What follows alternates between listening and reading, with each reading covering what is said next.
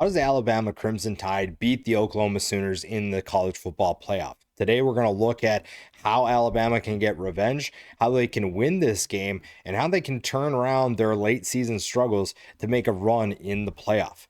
Now, Alabama's been a fun team at times this year. The Tide have had some significant moments where they look like they're a contender in college football.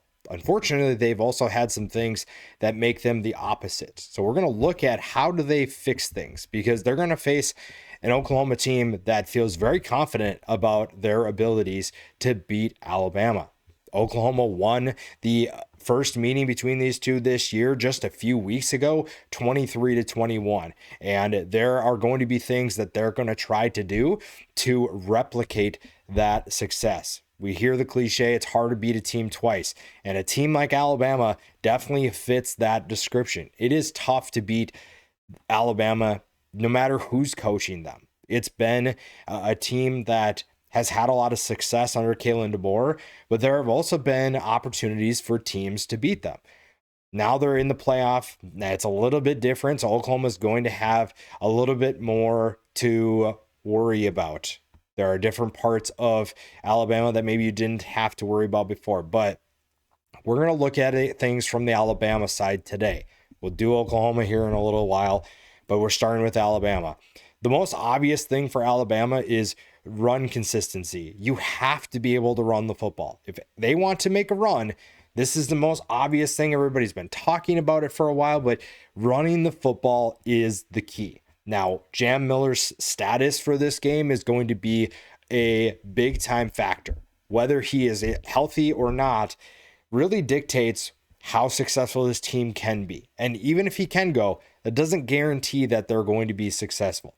493 yards on the year, 3 touchdowns. He's averaging 4 yards per carry. He has been their most consistent running back throughout the entire year, but even that hasn't been the most consistent. The rushing attack, whether it's the running back position, the offensive line, just hasn't been a consistent unit. It hasn't been a consistent part of their offense, and it's put a lot of pressure on Ty Simpson in the passing attack.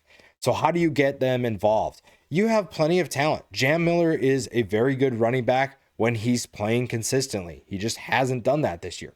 Daniel Hill's a big body that can be very interesting to watch.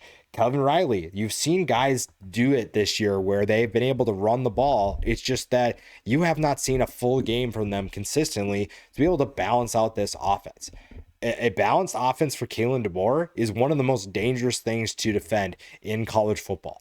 And they're going to have their hands full with this Oklahoma defense. This Oklahoma defense is one of the best in college football. And they got a firsthand look at how that group can impact a game. Oklahoma's defense can win them any football game they play. They can win any game that against any team that they face. Running the football is going to be a way to set the tone, get physical early, and open up possibilities for the passing attack. So that's also going to help getting Ty Simpson in rhythm. Plenty of talent at the pass catcher positions. Now, Josh Cuevas has been out for the last couple of games. What is his status for this one going forward? I haven't seen an update for him. Obviously, the playoff is not right around the corner, but it's going to be here soon enough. There's plenty of talent for Ty Simpson to find downfield.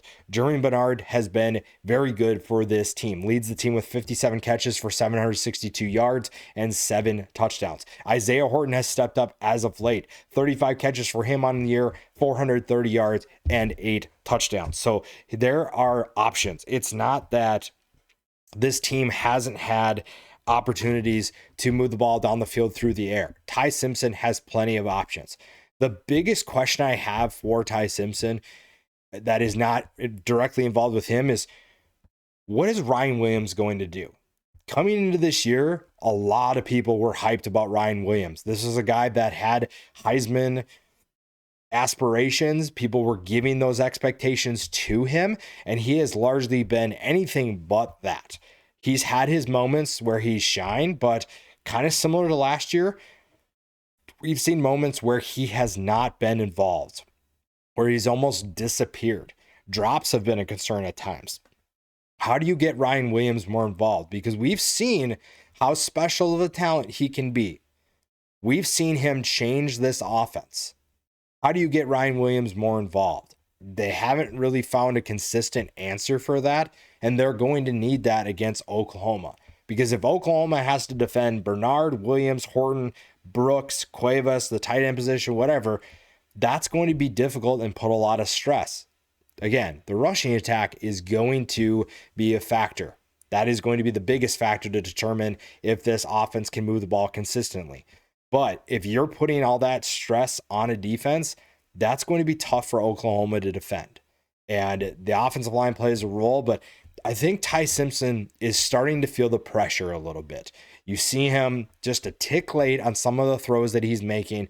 You've seen him miss some of these open receivers, and not all of that's on him. Yes, some of that he has to just speed up his internal clock. He has to figure out where guys are going to be. But the other part of that is his offensive line needs to give him time. The wide receivers need to be consistent. They need to catch the ball when the ball is thrown to them. There is too much talent on this team for this offense not to be successful. And yes, I know they're playing the Oklahoma Sooners defense that is one of the best in college football. But this is a group that can take it upon themselves to be better.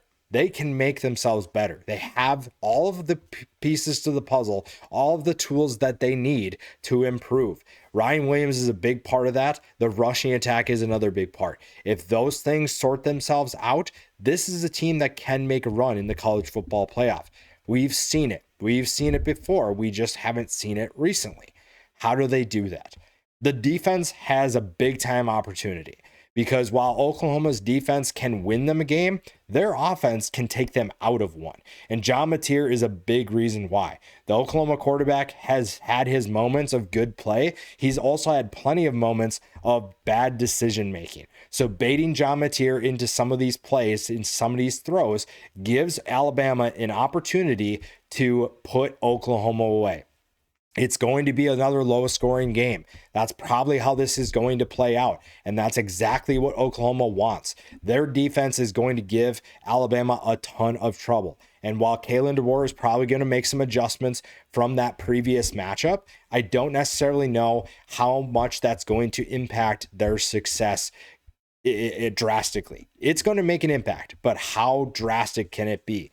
This defense for Alabama has an opportunity. Getting to John Mateer, speeding up his internal clock, making him make bad decisions is going to lead to turnovers. Turnovers are a huge key for this Alabama team. And when you look at what they did against Oklahoma last time, only 4 tackles for loss, 2 sacks, and they didn't have any turnovers. That is going to be something they have to figure out. Now, the passing attack against that defense last time, Ty Simpson was 28 of 42 for 326 yards and 1 touchdown. So the things that they've been able to do, we've seen it, but there are also some things that need to be better. So this defense can be a major factor in slowing this team down, which gives the offense more opportunities to move the ball down the field. And we've seen that offense, the Alabama offense, have some success against this Oklahoma defense. So that's going to be a key. Making John Mateer question what he's looking at. Make John Mateer make some of those decisions that aren't actually the best decisions, putting the ball in danger, putting the ball in jeopardy. We've seen guys like Bray Hubbard are able to make big time plays. We've seen this defensive line get after opposing quarterbacks, and that's a huge key if you're going to try to win this football game. Alabama is a good football team. We just haven't seen it recently, and that's been very frustrating. The SEC championship game obviously didn't affect their ability to get in the playoff, but it did raise some concerns about what this team could do in the playoff.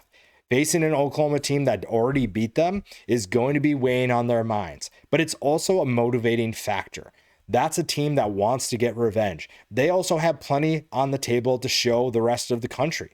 Can they be a title contender? Can they be a better team than what we've seen recently?